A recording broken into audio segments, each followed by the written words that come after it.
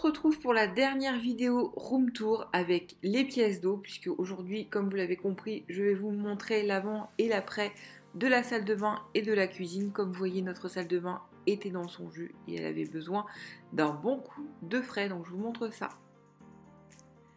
Donc voici l'après de notre salle de bain. C'est une petite pièce finalement pour une maison de 90 m², puisqu'elle ne fait que 5 m². Mais on va dire qu'il y a tout ce qu'il faut là où il faut. Comme vous pouvez le voir, on a retiré deux choses, le bidet et l'ancien radiateur. Du côté du radiateur, on a fait un grand plan de travail pour mettre notre rangement avec 4 tiroirs qui viennent de chez Ikea, c'est la gamme Gone Morgone. On y a aussi intégré notre machine à laver qu'on aurait pu mettre en sous-sol, mais pour moi je trouve que vu que les dressings sont à l'étage, c'est plus pratique d'avoir la machine à laver également à l'étage. On y a rajouté une vasque, on a changé aussi la fenêtre comme dans toutes les pièces de la maison. On a remplacé on a retiré le radiateur, mais il fallait bien la chauffer, donc du coup on a mis ce sèche-serviette qui est fait pour sécher les serviettes comme son nom l'indique, mais aussi pour chauffer toute la pièce.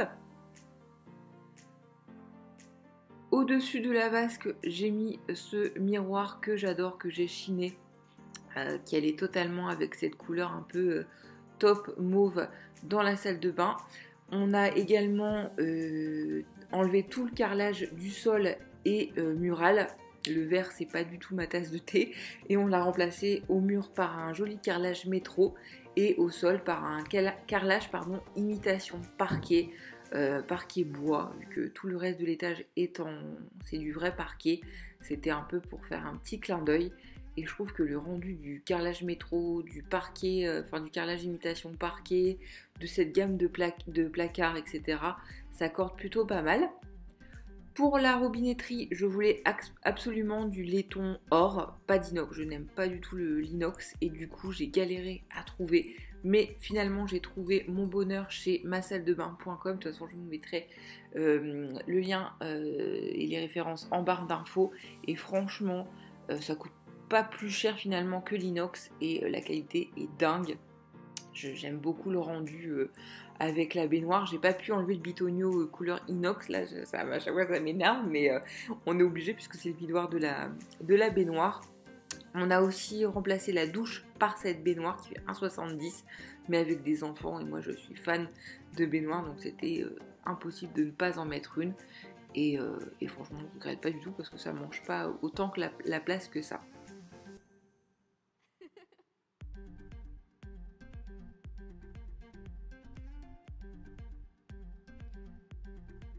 Donc voilà pour la salle de bain. Maintenant, on va passer à la cuisine. Pour la cuisine, vous voyez ce magnifique sol. C'est le seul sol de la maison que je n'ai pas du tout aimé. Il me fait penser à une cantine. Il fallait impérativement qu'on le change. La cuisine n'était pas si mal, franchement, pour une maison aussi vieille, mais pas du tout dans notre goût, pas du tout agencé comme on le souhaitait. Donc forcément, il fallait tout changer. Donc on a posé un parquet stratifié chevron qui vient de chez Leroy Merlin et qui est vraiment canon. Et on a tout refait, hein. On a commandé une nouvelle cuisine. On a gardé le sens par contre, ce L. Et on a tout refait. Donc la cuisine vient de chez Conforama, c'est une cuisine Nobilia. Les armoires, les plans de travail viennent également de là-bas. On est parti sur du blanc satiné, c'est pas du blanc laqué, avec des belles poignées en laiton or qui viennent de chez Ikea pour, vous avez compris que j'aime pas du tout l'argenté, donc du coup ça allait très bien avec la déco que je voulais donner.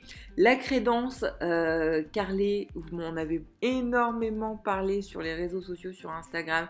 Elle vient de chez Leroy Merlin. On a mis 3 mois pour la commander parce que elle vient d'Italie.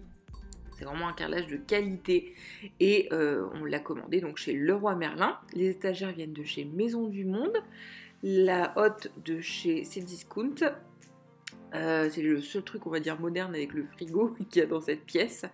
Voilà, je vous montre la crédence qui est vraiment belle. Le carrelage est en relief, il est vraiment canon. Vous avez 7 dessins différents. J'aime bien le soleil le matin quand il pénètre cette pièce, c'est vraiment joli. Pour la plaque, on a pris de l'induction. c'est vraiment, vraiment, je vous conseille, c'est vraiment similaire au gaz. C'est très très rapide et très très bien pour cuisiner. Il y a beaucoup de tiroirs finalement dans cette cuisine parce que c'est vraiment plus pratique. J'en avais pas beaucoup dans mon ancienne cuisine, mais pour tout ranger, c'est vraiment pratique.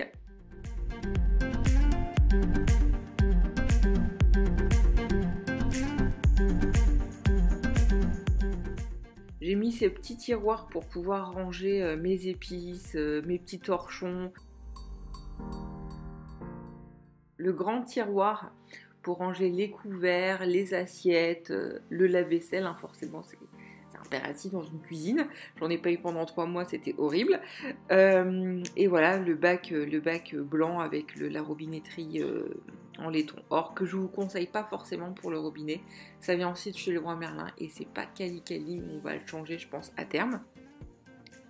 En face de la cuisine, donc du L, on a mis ce bloc d'armoire. À la base, on avait hésité entre un manche debout et pour avoir une assise et des placards. Mais finalement, on a opté pour cette armoire intégrée avec 5 tiroirs qui est vraiment ultra pratique. Bon, là, c'est un peu le bordel, il faut ranger.